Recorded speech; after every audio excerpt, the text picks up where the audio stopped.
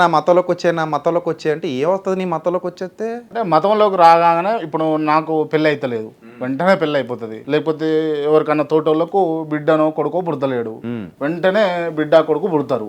లేకపోతే కాలు పడిపోయింది, వెంటనే కాలు మంచిగా అయిపోతుంది. అన్ని మతాలు ఉన్నారు కదా వాళ్ళు, అన్ని మతాలు నా దగ్గర వీడియోలోనే చూపించిన మీకు. నేను మిమ్మల్ని ఎవరికి రిప్రజెంటేటివ్ గా మాట్లాడుతున్నా? మిమ్మల్ని ఇక్కడ కూర్చోబెట్టి అదే నేను అంటున్నా, నేను హిందువులకు రిప్రజెంటేటివ్ గా మిమ్మల్ని కూర్చోబెట్టలేదు. నేను పాయింట్ లేకపోతే ముస్లింలకు నా పాయింట్ ఏంటంటే నేను కేవలం మతానికి విలువనిచ్చే వ్యక్తిని కాదు. నాకు మానవత్వం అన్న హ్యుమానిటీ అన్న చాలా ఇష్టం. నాకు యేసుప్రభులో నచ్చింది కూడా అదే. ఆయనలో ఉన్న హ్యుమానిటీ నేను పీక్స్ చూసా, అంటే నేను నా అనుభవాల్లో. సో దానివల్ల నేను ఆయనకి అట్రాక్ట్ అయ్యా. సో అదే భావజాలం నేను ఇప్పటికీ కలిగి ఉన్నా.